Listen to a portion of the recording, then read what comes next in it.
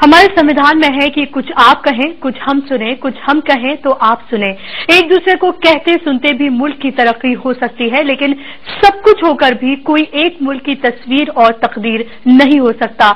Indu, this is democracy, यही तो कहा था लोकनायक जयप्रकाश नारायण ने। ऐसा नहीं था कि सरकार विरोधी लहर जयप्रकाश नारायण ने पैदा की थी।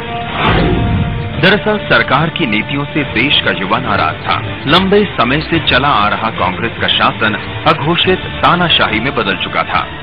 और जिन लोगों ने कान भरा उन लोगों ने तो यहाँ तक कहा था ना, Indira is India, India is Indira, इसलिए मानो बहुत बड़ी मसीहा है। उसके अहम भाव से वो वशीभूत हो गई एक तरफ, और असुरक्षा के मनोविज्ञान से ग्रस्त थी ही। इसलिए मिला जुलाकर उनको लगा कि अब तो जिस डंडे से वो चाहे देश को हाँक सकती। अलग अलग झंडों और पार्टियों में बटे देश के युवा वर्ग को उनकी ताकत जेपी ने याद दिलाई। तो जयप्रकाश जी ने शर्त रखे थे आंदोलन के ऊपर कि आपको पॉलिटिकल बैनर अपना छोड़ देना पड़ेगा, नॉन पॉलिटिकल अगर आप होकर के आइएगा, क्योंकि पॉलिटिकल तो देख चुके बहुत, पॉलिटिक्स में तो देख लिया कि हिंदुस्तान का कुछ हुआ नहीं। तो इन सब जब लड़कों ने उनको उसमें सीपीआई के लोग थे, सीपीएम के लोग थे, सोशलिस्ट पार्टी के लोग थे, विद्यार्थी परिषद थे, आरएसएस था, जो पटना यूनिवर्सिटी में जो नौजवानों का सारे ग्रुप हैं अपना आइडेंटिटी छोड़ करके हम आएंगे, तब जयप्रकाश जी ने कहा कि ठीक है, अब आपको हम अपनी सलाह और लीडरशिप देंगे। संपूर्ण क्रांति का नारा देकर जयप्रकाश ने युवाओं के आंदोलन को नई दिशा दी। ये आंदोलन चलता रहा। यहाँ हर हफ्ते जो है वो एक हफ्ता मनाया जाता था, जैसे जनता सरकार का हुआ, एक हफ्ता मनाया गया कि नो टैक्स कैंपेन, एक हफ्ता हुआ कि साहब हमको अपनी प्रतिनिधि को वापस लेने का अधिकार मिलना चाहिए। जेपी की अगुवाई में देश की तरुणाई ने अंगड़ाई ली और कांग्रेस की जमी जमाई सत्ता डोल गई। ऐसे में खुद को बचाने के लिए देश पर आपातकाल थोपना सिर्फ और सिर्फ इंदिरा गांधी की जिद का नतीजा था। कांग्रेसियों को लगा कि विपक्ष के तेवर सरकार के खिलाफ साजिश है। इंदिरा को लगा अदालत का फैसला उनके खिलाफ साजिश है।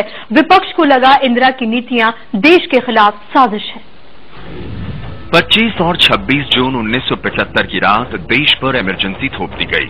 इससे ठीक पहले इंदिरा ने किसी को भरोसे में नहीं लिया। 22 जून से ही इंदिरा जी ने मन बना लिया कि अब हम आपातकाल लगाएंगे। 25 जून 1975 देश में आपातकाल लागू किया। उसके लिए संसद की स्वीकृति पहले तो ली ही नहीं गई। कैबिनेट की मीटिंग में भी विशेष इसका उल्लेख नहीं हुआ। सब लोगों ने जी हुजूरी ही की। इंदिरा गांधी ने इमरजेंसी लगाने से पहले भारतीय संविधान को ताक पर रख दिया। कैबिनेट उनके फैसले से अनजान थी।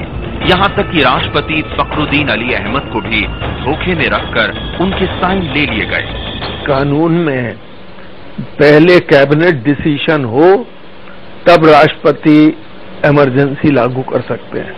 उन्होंने जाके राष्ट्रपति फखरुद्दीन अली अहमद थे, उनको जाके ये समझाया कि नहीं, आप पहले दस्तखत कर दीजिए, फिर हम कैबिनेट से सुबह करा लेंगे।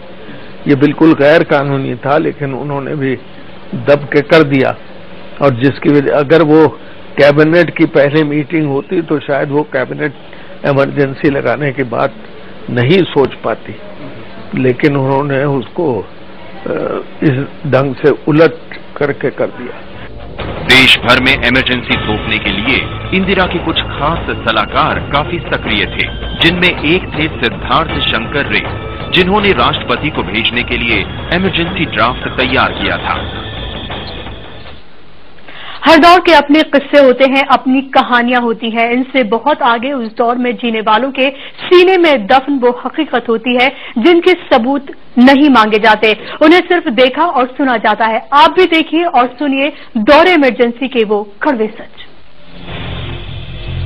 देश में इमरजेंसी लागू होते ही बड़े बड़े नेताओं की गिरफ्तारियों का सिलसिला शुरू हो गया। जो जहां था वहीं गिरफ्तार कर लिया गया। देखिए, ओम प्रकाश कोहली जी और बाकी लोगों के पास एक सूची थी अध्यापकों की। 182 अध्यापकों की सूची थी जिन्होंने पिछले कार्यक्रम में शिरकत की थी। बस पूरे 182 लोगों को रात भर में गिरफ्तार किया गया। बड़े बड़े नेता आपको मालूम ही है, सब लोग बेंगलुरु में भी कुछ लोग थे, उसमें अडवाणी जी वगैरह बेंगलुरु जेल में बंद हो गए थे। सिर्फ शक भर से किसी भी आम खास को गिरफ्तार किया जाने लगा। मीडिया की स्वतंत्रता भी जाती रही। अगले दिन अखबार एकदम ही मौन थे, मूक थे, केवल सरकारी प्रेस रिलीज ही अखबार में आ रही थी। जिनको झुकने को कहा गया वो तो रेंगने से लगे थे। ऐसा एक बार आपातकाल में मीडिया के बारे में भी कहा है लोगों ने कि they were asked to bend and they crawled. धरपकड़ और आरोपी बनाने का ऐसा सिलसिला चला कि आम लोग तो एक तरफ, अदालतें भी स्तब्ध रह गईं। मैं तो छोटे छोटे देखता हूँ, जैसे हमारे प्रोफेसर रघुवंश थे इलाहाबाद विश्वविद्यालय, वो हिंदी के थे, बहुत वरिष्ठ थे। उनके ऊपर आरोप लगा दिया गया, ये तो रेल की पटरी तोड़ रहे थे। बाद में जब कोर्ट में जाकर हाजिर किया गया उनको, उधर तो दोनों हाथ दिखाई, जो अपंग थे दोनों हाथ से। तो कहा कि महाराज ये तो हमको बताइए, मैं कैसे रेल की पटरी इस समय छू भी नहीं सकता, उखाड़ कैसे सकता हूँ। तुरंत खारिज किया गया। पटना में था, तपेश्वर गांधी को पकड़ा था और उसके ऊपर आरोप लगा था कि नौबतपुर में रेलवे लाइन उखाड़ रहा था और जिंदा मुर्दाबाद कर रहा था इंदिरा गांधी का। तो तपेश्वर गांधी ने कहा कि हुजूर बड़ा अच्छा होता अगर मैं रेलवे लाइन उखाड़ पाता, क्योंकि हमारे नौबतपुर तो रेलवे लाइन पहुंची ही नहीं है। उसी आपातकाल में बरेली का वीरेंद्र अटल है, उसके उंगलियों के नाखून उखाड़े गए थे।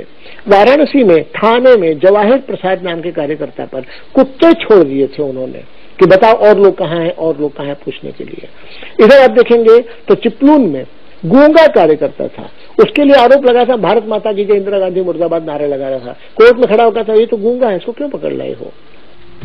25 जून 1975 से 21 मार्च 1977 तक 21 महीने देश इमरजेंसी की काल कोठरी में कैद रहा।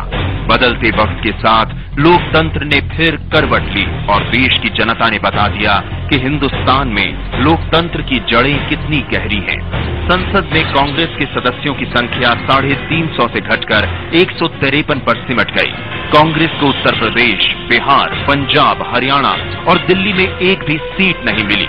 खुद इंदिरा गांधी रायबरेली और उनके बेटे संजय गांधी अमेठी से चुनाव हार गए। जनता पार्टी की अगुवाई में बनी नई सरकार ने आपातकाल के दौरान लिए गए फैसलों की जांच के लिए शाह आयोग गठित कर दिया। और अभी यहाँ रुकेंगे एक और बहुत छोटे से विराम के लिए। विराम के बाद आपको बताएंगे इमरजेंसी के और पहलुओं के बारे में।